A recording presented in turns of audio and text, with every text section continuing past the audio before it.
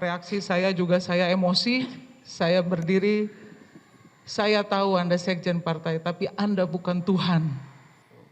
Sebelum ke Saiful ya. Nah pada waktu saksi komunikasi via WhatsApp dengan Doni Istiqomah tadi ya, apa yang disampaikan segini? Ingin segera disampaikan itu apa? Disebut nggak? Kita dengerin dulu ya teman-teman. Ada pesan siapa gitu yang ingin disampaikan segera? Saya lupa Mas, tapi itu ada dalam chat semua deh. Dalam chat itu, ya kalau saya ingat itu dulu pernah jadi alat bukti juga chat itu, gitu loh. Jadi saya lupa, kalau untuk disuruh mengingat kata per kata mohon maaf saya lupa. Ya secara garis besar, pesan siapa yang mau disampaikan si Dia Doni? cuma bilang butuh ketemu terkait Sumatera Selatan 1 seingat saya. Iya, saya tidak berbicara karena kadang pakai WA, kadang pakai telepon, jadi kadang saya juga bingung gitu. Nggak ada ingin menyampaikan arahan dari sekjen, dari kabit atau ketua gitu? Saya lupa. Saksi lupa ya? Iya. Oke, saya lanjut ya. Ya. Nah kemudian akhirnya saksi bertemu dengan Pak Saiful Bahri Ya. di Singapura ya. Berarti tanggal berapa itu? 25? 25. Ya, 25. Belum pulang ya? Belum. Belum. Bertemunya di mana pada waktu itu? Permintaan atas permintaan Saiful, waktu itu dia minta ditemui di Shangri-La Orchard. Di Shangri-La ya. Ya. Oke. Kemudian saksi bertemu dengan Saiful sendiri ya. Ya. Nah, kan saksi sebelumnya belum kenal kan? Iya. Nah pada waktu dia memperkenalkan diri, dia itu siapa dia bilang?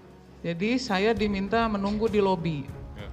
Oke, saya bilang saya cuma chat aja. Even dia tidak apa foto dirinya atau yang mana saya nggak tahu karena di WhatsApp-nya juga nggak ada fotonya pada saat itu segala macam. Nah pas saya lagi nunggu di lobi sendiri, saya langsung disamperin. Langsung saya duduk, dia bilang Mbak Rizky ya, dia bilang gitu. Oh iya saya, Mas saya Saiful kata dia gitu. Ya. Oh oke, gimana? Ayo kita ngobrol. Seingat saya di sebelah saya berdiri itu ada restoran. Saya sempat ngarah ke restoran itu karena logika saya berbicara itu di restoran. Ya, nggak gitu. mungkin sambil berdiri ya. Iya, saya jalan, mbak salah, kita lewat sini. Oh oke. Saya ikuti, begitu saya ikuti dia men-tap kartu. Di situ saya spontan mencari handphone dan langsung merekam dari dalam lift karena saya melihat tab lantai mezanin bukan dan itu menuju lantai 10. Lantai 10 ya. Gitu. Terus bicaranya di mana? Di kamar atau di lobi? Ya, saya masuk begitu keluar lift, saya lihat kanan kiri, oh ini kamar semua. Saya ikuti, saya masuk ke kamar tersebut dan saya dulukan beliau jalan. Saya lihat, ya mohon maaf saya nggak kenal ini orang gitu, ini siapa? Jadi saya berdiri dulu di pintu, mbak masuk, kata dia gitu-gitulah. Saya lihat, oke, saya duduk, kamar itu besar sekali memang. Dia di seberang, saya ngambil posisi di seberang dekat ke arah pintu. Ya. Ya, Nah pada waktu itu kan saksi agak khawatir nih ya kan? ya iyalah Kan mas. baru pertama kali ketemu Saiful. Ya. Nah saksi nggak kontak Doni pada waktu itu? Pak Doni? Atau WA kayak gitu? Saya sudah cukup males sih nanya lagi gitu waktu itu. Karena kalau saya ambil handphone pada saat itu pasti kan akan ngaruh juga. Saya kan posisinya ngerekam. Oke. Gitu. Berarti saksi masuk ke kamar Ya, berdua dengan Saiful Bahri dan Iya. saksi merekam kegiatan pada waktu itu? ya. Oke. Nah sekarang yang saya tanyakan kepada saksi. Nah apa yang disampaikan oleh Saiful Bahri kepada saksi pada waktu itu? Karena kan mendesak nih pesannya. Ya, awalnya dia menceritakan siapa dia. Ya siapa dia katanya? Ya, menurut dia bagian dari partai. Dia kerabat dekat Pak Sekjen dan dia datang itu karena perintah Pak Sekjen, gitu-gitulah. Ya. Gitu. Oke. Nah, kemudian setelah basa-basinya itu menceritakan itu, baru saya yang menanyakan ini intinya apa ya, saya bilang gitu. Betul. Terus ya dia mulai dengan narasi panjang lagi sampai akhirnya berbicara terkait bahwa dia datang membawa fatwa Mahkamah Agung. Gitu. Ada bawa fatwa Mahkamah Agung. Ya dan banyak sekali kertasnya dan saya nggak mau sentuh. Dijelaskan nggak isi dari fatwa, dokumen-dokumen Jadi yang dibawa itu? dia bilang kurang lebih dia cuma menunjukkan oh ini kerja saya lah, kurang lebih gitu. Karena ada berapa bundel, ada kertas. Ya saya cuma posisi saya cuma oh gitu. Nah kan tadi menyebut Mahkamah Agung ya. Iya. Ya. Dijelaskan nggak apa keputusan Mahkamah Agung pada waktu itu dengan saksi? Iya. Apa dia? Bahwa ada kewenangan partai terkait fatwa MA itu. Ya. Sempat saya beradu argumen karena saya juga membaca fatwa MA itu. Ya apa isinya? Isinya ya kan banyak ya. Intinya fatwa itu adalah kewenangan partai, kurang lebih ya, untuk dapat mengusulkan atau apa caleg terpilih gitu, memutuskan caleg terpilih apabila ada berhalangan tetap gitu. Nah, baik, saya coba bacakan bunyinya ya nanti. Benar nggak seperti ini gitu, mengingatkan memori saksi aja. Jadi isi dari putusan Mahkamah Agung itu ya, uji materi ini ya. Jadi perolehan suara, ini putusan Mahkamah Agung nomor 57P tanggal 19 Juli 2019. Perolehan suara calon anggota legislatif yang meninggal dunia untuk pemilihan anggota DPR dan DPRD dengan perolehan suara terbanyak seharusnya menjadi kewenangan diskresi dari pimpinan partai politik untuk menentukan kader terbaik sebagai anggota legislatif yang akan menggantikan calon anggota legislatif yang meninggal dunia tersebut dengan tetap memperhatikan peraturan perundang-undangan. Seperti itu bunyinya. Saya tahu isinya bukan dari Saiful, saya membaca. Karena kan kalau putusan Mahkamah Agung bisa diakses. Bisa ya? Iya, jadi saya pada saat sudah mulai, media kan mulai ramai pada saat itu, saya mencari tahu. Nah, Saiful membawa itu bukan bundel juga, jadi kayak amplop coklat, amplop itu tulisan depannya Mahkamah Agung. Jadi dia bilang saya membawa fatwa, saya bilang saya nggak peduli, gitu. Jadi intinya, oke lah, kan saksi Saiful buat dokumen lah, ditunjukkan lah semua. Iya. Nah intinya apa yang disampaikan Saiful ke saksi, kan itu lagi balik. Iya, intinya saya disuruh mundur. Saksi diminta mundur sebagai caleg terpilih. Betul. Tujuannya supaya apa? Supaya atas nama saudara Harun Masiku ini bisa menduduki posisi DPR RI terpilih gitu. Untuk dapil Sumsel 1. Iya. Nah saksi ya, kan saksi kan baru pertama sekali ketemu dengan Pak Saiful. Betul. Ya. Nah, bagaimana saksi bisa meyakini ya, bahwa yang disampaikan oleh Saiful itu memang dari Sekjen? Jangan-jangan nih, kita kan khawatir nih, jangan-jangan Saiful Bahri ini hanya mencatut nama, kan seperti itu ya? Betul. Nah, bagaimana saksi membuktikan bahwa benar ini ada pesan yang disampaikan oleh Saiful setelah dihubungi Doni tadi dari Pak Sekjen? Bagaimana? Yang pasti yang saya pahami, perintah Sekjen itu keluar dari mulut Saiful berkali-kali. Dan kemudian di hadapan saya untuk mengkonfirmasi tersebut, dia teleponlah Doni Tri Istiqomah. Gitu loh. Nah di dalam percakapan itu seingat saya, Doni Tri itu bilangnya, udah saya nanti yang ngomong sama Sekjen gini-gini, gitu terus gitu loh. Jadi masalah faktor kedekatan dengan Sekjen atau atas perintah Sekjen itu yang saya pahami based on verbalnya dari Saiful Bahri dan Doni Tri Istiqomah, karena ada percakapan di telepon itu. Karena ini saya loudspeaker ya, biar si Rizkynya dengar gitu. Jadi Doni mengkonfirmasi Saiful mengkonfirmasi ke Doni karena saksi menolak untuk mundur. Iya, karena saya ngotot, saya bawa data tidak diterima sama Doni Tri kemarin. Kok tiba-tiba saya disuruh mundur dengan yang kurang lebih di dalam percakapan antara Doni dengan Saiful sama-sama menanyakan data C1. Kan lucu buat saya gitu loh. Apakah saya meyakini itu Kalau bicara faktor kedekatan ya yang namanya berulang kali dia menyampaikan itu ya saya mendengar iya aja gitu loh. Ya, baik.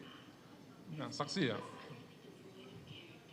kan timbul juga tanda tanya ya, kenapa saksi suara terbanyak 44.000 harus diganti dengan Harun Masiku yang hanya mendapat 5.000 suara? Saksi tahu nggak apa alasan kenapa saksi disuruh mundur dan Harun Masiku yang harus naik gitu? Sampai detik ini, hari ini saya duduk di sini pun saya tidak tahu kenapa alasannya. Nggak tahu ya? Enggak. Ya, karena ada caleg nomor 2 kan, yang suaranya terbanyak juga yang caleg nomor 2. Di bawah saya itu pasca almarhum meninggal ada kurang lebih 3 atau 4 orang yang suaranya jauh di atas Harun Masiku. Ya. Jadi saksi nggak mengetahui kenapa harus Harun Masiku gitu? Yang menyampaikan kenapa harus Harun Masiku itu hanya Saiful. Saiful ya. Lagi-lagi Saiful. Baik, saksi. Nah kemudian akhirnya kan saksi menolak ya pada waktu itu ya. Kemudian saksi pulangnya kapan? Saya pulang 26. 26 September 2019. Iya. Nggak ada komunikasi dengan Doni dan Saiful lagi? Mereka ngubungin saya lewat WA, telepon. Kapan itu? Ya 26 itu minta data.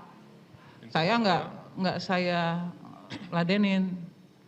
Karena saya yakin lah masa partai kita nggak punya data, ya mereka minta data saya buat apa gitu loh. Baik. Nah kemudian saksi ada nggak mengkonfirmasi permintaan mundur yang disampaikan Saiful yang katanya dari Sekjen ini kepada Sekjen sendiri? Tanggal saya lupa, kurang lebih mungkin setelah hari itu, kalau saya nggak salah 27 September, kalau saya tidak salah, itu saya ada surat. Ya. Tapi judul surat itu konsolidasi, kalau saya nggak salah. Surat tanggal berapa, masih ingat? Yang saya ingat tuh saya bacanya 27 September sih. Oh, acaranya di tanggal 27 September 2019. Di mana? Di Dewan Pimpinan Pusat Partai. Yang ditandatangani oleh Pak Sekjen dan Ketua Badan Kehormatan. Pak siapa? Komarudin Watubun. Pak Komarudin Watubun. Nah pada saat saksi mendapat surat itu, saksi mengkonfirmasi ke siapa? Ini surat mau ketemu siapa nih saya gitu? Langsung ke Pak Sekjen. Saksi WA langsung? Iya. Tanggal berapa saksi WA? 20 itu, pokoknya hari ketemu itu. Oh jadi surat itu tanggal 26, saksi mendapat surat, terus saksi konfirmasi ke Sekjen. Iya. Arahan Pak Sekjen apa? Enggak, saya langsung datang juga, gitu loh. Iya. Nah ketemunya dengan Pak Sekjen ini kapan? Ya 27. Oh tanggal 27-nya? Oke. Saksi bertemu dengan terdakwa di tanggal 27 ya? Ya. Nah kemudian apa pembicaraan pada waktu itu? Mudah-mudahan saya nggak salah. Waktu itu saya hadir Pak Sekjen, bahwa saya mempertanyakan masalah pelantikan saya. Pelantikan saya, undangan saya. Ya.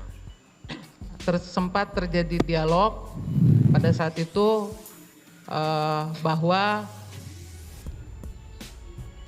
saya akan diberikan undangan apabila saya bersedia mundur. Saya mempertanyakan alasannya apa.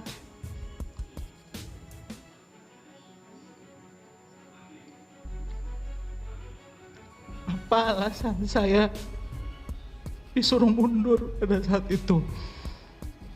Karena saya juga saya kader partai, saya bekerja buat partai ini juga, dan waktu itu saya jujur saya sudah sedikit emosi karena capek. Saya capek, saya terus-terusan gitu. Nah pada saat itu saya paham mungkin Pak Sekjen juga capek, beliau emosi, saya emosi, sampai beliau menyampaikan bahwa ini perintah partai. Ini mohon maaf kalau saya agak mencoba mengingat. Saya bilang saya akan mundur apabila saya mendengar langsung dari Ibu Ketua Umum pada saat itu. Dan Pak Sekjen menjawab, dan itu yang saya tidak akan pernah lupakan karena agak kaget untuk pertama kali saya bisa berinteraksi. Saya ini sekjen partai. Di situ reaksi saya juga saya emosi, saya berdiri, saya tahu Anda sekjen partai, tapi Anda bukan Tuhan. Itu yang saya sampaikan. Waktu yang singkat Pak Sekjen, tapi sangat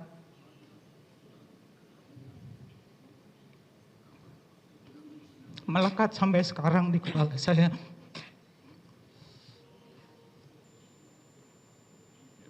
Baik, saksi ya.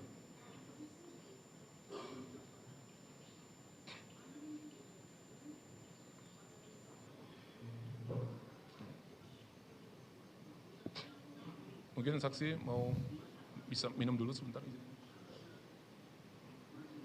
Tisu. Tisu ya.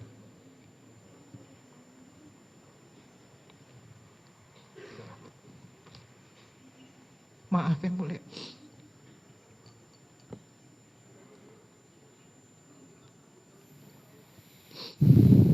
Ya, dan saya emosi, saya jujur saya akui saya emosi pada saat itu.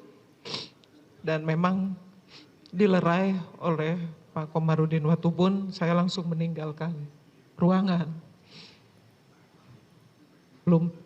Saya meninggalkan ruangan dan habis itu saya langsung pulang. Baik saksi ya, kita ini kan ingin mencari fakta ya. Jadi kan terjadi perdebatan antara saksi dengan terdakwa pada waktu itu kan seperti itu ya. Nah apakah setelah saksi mengatakan Anda bukan Tuhan itu kemudian terdakwa ada menyampaikan lagi gitu? Yang saya ingat sudah saya sampaikan, yang saya ingat ya dalam hari ini untuk mengingat kembali. Saya bacakan ya, saksi. Saya bacakan ya. Di HP nomor 14 yang mulia. Saksi ya, saya bacakan supaya ya setidaknya mengingat memori ya. Pada saat itu Hasto marah dan menggebrak meja, mengatakan saya ini sekjen. Kemudian saya spontan berdiri dan mengatakan Anda bukan Tuhan. Kemudian Hasto mengatakan Anda melawan saya. Kemudian saya jawab iya, saya melawan Anda tapi bukan partai. Ada ucapan seperti itu? Ya. Ada ya, baik. Nah kemudian tadi kan saksi mengatakan saksi akan bersiap mundur ketika saksi sudah bertemu dengan ketua, ibu ketua ya. Jadi saksi ketemu dengan ibu ketua? Enggak. Enggak jadi? Ya. Enggak jadi pada waktu itu? Ya siapalah saya mas, ketemu kan enggak gampang. Ya betul, baik. Nah kemudian saksi ya, ini pada saat proses pertemuan dengan terdakwa pada waktu itu, saksi menyampaikan enggak sebelumnya sebenarnya Saiful udah ketemu saksi di Singapura menyampaikan ini gitu. Makanya saksi bertanya ke terdakwa, kenapa saksi diminta mundur gitu? Enggak, saya enggak nanya. Langsung to the point aja, kenapa saksi diminta mundur? Ngapain lagi, kan gitu. Baik, saksi ya. Nah, ketika pada saat itu kan saksi langsung keluar dari ruangan itu kan.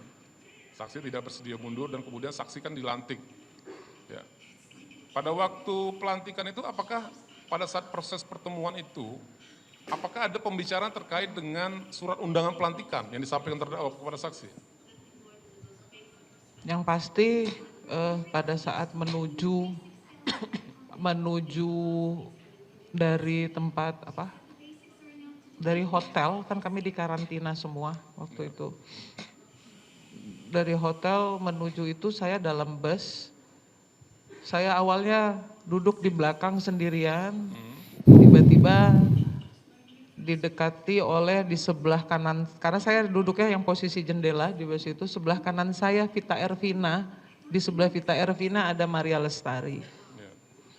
Yang tiba-tiba menanyakan, saya kaget sebenarnya pada saat itu.